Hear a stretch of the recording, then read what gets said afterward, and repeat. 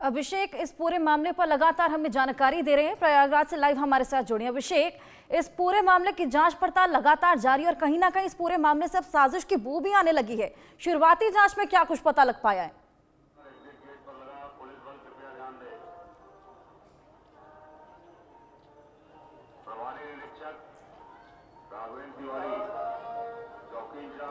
अभिषेक, आप मुझे सुन पा रहे हैं? जी बिल्कुल, जिस तरीके से ये स्टैम्पीड हुआ था, स्टैम्पीड की पूरी घटना को लेकर अब ये साजिश का एंगल सामने आया, यानी एक बिग कॉन्स्पिरेसी का मामला सामने आया है। जो जानकारी मिल रही है कि यूपी एटीएस और एसटीएफ की टीम्स लगातार यहाँ कैंप करके कुछ जानकारियाँ हासिल कर चुकी हैं।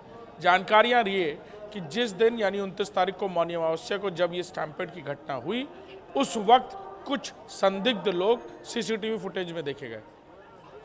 कमांड एंड कंट्रोल सेंटर की तरफ से ये जानकारी पहले यहाँ लोकल पुलिस को दी गई थी, जो वहाँ ड्यूटी पर तैनात थे, कि वहाँ कुछ लड़के हैं यानी कुछ नौजवान हैं जो एंट्री और एग्जिट पॉइंट की जो भीड़ है उसके बीच से निकलने की ज़बरदस्ती कोशिश कर रहे हैं लगातार, ताकि दोनों तरफ से मॉब ब्लॉक की सिचुएशन हो जाए। और वैसा कुछ हुआ भी। तकरीबन 12 से 13 लोग इस तरह से गुजरे उस दोनों रास्तों से, यानी एंट्री और एग्जिट पॉइंट जहाँ से लोग निकल रहे थे और अंदर जा रहे थे, उसके बीच के रास्ते में वो इस तरह से गुजरे कि वो दोनों रास्ते आपस में मिल गए और मॉब ब्लॉक की सिचुएशन क्रिएट हो गई, यानी आपस में गुत्थम गुत्थी हो गई। और शायद यही वजह थी कि ये जो पूरी भगदड़ की घटना थी ये इतनी आगे बढ़ी। इसको लेकर आर्टिफिशियल इंटेलिजेंस से युक्त कैमरों ने, यानी आर्टिफिशियल इंटेलिजेंस प्रोन कैमरों ने भी कुछ डिटेल्स निकाली हैं, यानी उनकी तरफ से भी कुछ हेड काउंट किए गए थे और तकरीबन 12 से 15 हेड काउंट्स किए गए हैं, जो इस तरह की ऊपर से नीचे तक जो लाइन जा रही थी, यानी आने एंट्री और एग्जिट की लाइन के बीचों बीच एक अलग लाइन क्रिएट करने की कोशिश की गई और धक्का मुक्की करके वो बाहर निकल गए। उसकी वजह से मॉब ब्लॉक की सिचुएशन, यानी गुत्थम गुत्थी की पूरी ये सिचुएशन क्रिएट हुई और जिसकी वजह से ये पूरी स्टैम्पेड हुई। ये एक एंगल निकल कर सामने आया है, जिसको लेकर यूपी एटीएस और एसटीएफ की टीम लगातार यहाँ जांच कर रही है।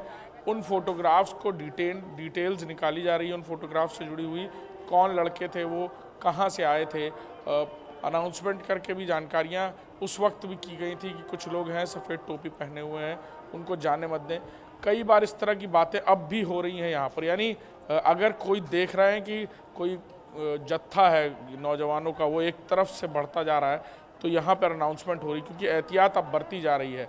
और इस एंगल को लेकर भी ये पूरी इन्वेस्टिगेशन कर रही है। एक तरफ से न्यायिक आयोग अपनी तरफ से एविडेंसेस कलेक्ट कर रहा है, वहीं ये कॉन्स्पिरेसी की भी जो पूरी एक एंगल है ये निकल कर सामने आया है कि कुछ लोगों ने हो सकता है इस पूरी सिचुएशन को क्रिएट किया हो, धक्का मुक्की मारकर अंदर घुसे हों और इस तरह की सिचुएशन क्रिएट हो गई हो, और शायद इसी वजह से ये पूरी घटना पेश आई है। तो इसको लेकर के जांच हो रही है और देखना होगा किस तरह की जानकारियां अब आने वाले दिनों में और सामने आती हैं। अभिषेक, जिस तरीके से ये स्टैम्पीड हुआ था, ऐसे में अभी शाही स्नान बाकी है, महाशिवरात्रि का शाही स्नान अभी बाकी है। इस तरह की सिचुएशन वापस से अराइज ना हो, इसको लेकर क्या कुछ प्रबंध वहां पर किए गए हैं?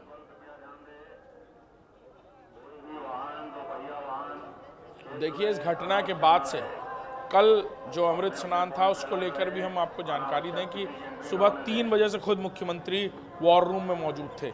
यहाँ सीसीटीवी जो कंट्रोल एंड कमांड सेंटर है उसका एक डायरेक्ट रिले उस वॉर रूम तक भेजा गया, जहाँ खुद मुख्यमंत्री एक एक विजुअल देख रहे थे, एक एक तस्वीर वो खुद देख रहे थे।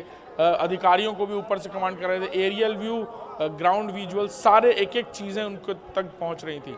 और इसके अलावा कई सारे अधिकारियों को यहाँ तैनात किया गया है और यूपी एसटीएफ और एटीएस की एक बड़ी इन्वेस्टिगेटिव टीम यहाँ पर अंदरूनी तौर पर काम कर रही है। वो एक एक बारीकी को तलाश रही है, उन नौजवानों को जिनको संदिग्ध देखा गया है इस पूरी घटना में, उनके बारे में जानकारियाँ हासिल की जा रही हैं। किस तरह से ये क्राउड मैनेजमेंट सिस्टम को क्या बिगाड़ने की ये साजिश थी, इसको लेकर जानकारियां हासिल हो रही हैं। और बिल्कुल जैसा कि आपने कहा कि आने वाले दिनों में और भी शाही स्नान है, पैनिक क्रिएट ना हो, इस बात का ख़ास तौर पर ध्यान रखा जा रहा है। और इसीलिए कई सारी चीज़ों को गोपनीय तरीके से किया जा रहा है, यानी इस पूरी जांच को भी बहुत गोपनीय तरीके से किया जा रहा है ताकि किसी तरह का कोई पैनिकनेस क्रिएट ना हो। और यूपी एटीएस और एसटीएफ की टीम लगातार इस तरह शाही स्नानों की अगर बात करें तो आने वाले 12 तारीख को, 26 तारीख को जो बाकी स्नान के दिन है यानी शाही स्नान है, उनको लेकर व्यापक इंतजाम इसीलिए किए जा रहे हैं। और हो सकता है उससे पहले ये भी जानकारी आए कि कुछ लोगों को गिरफ्तार किया गया हो, जैसा कि लगातार इन्वेस्टिगेटिव एजेंसीज काम कर रही हैं, यानी यूपी एटीएस और एसटीएफ काम कर रही हैं। कई सारे लोगों को जो हमें जानकारी मिल रही है उनके बारे में जानकारियाँ हासिल भी हुई हैं, उनको किसने भेजा था, वो यहाँ क्यों आए और इस तरह की घटना को क्यों अंजाम दिया, क्यों वो मॉब ब्लॉक की सिचुएशन क्रिएट करने की कोशिश कर रहे थे उस पूरी भीड़ में। ये बातें हैं जो हो सकता है इन लोगों के, इन संदिग्धों के गिरफ्तार होने या डिटेन्ड होने के बाद और निकल कर सामने आएंगी। बिल्कुल, बहुत शुक्रिया अभिषेक आपका तमाम जानकारी के लिए।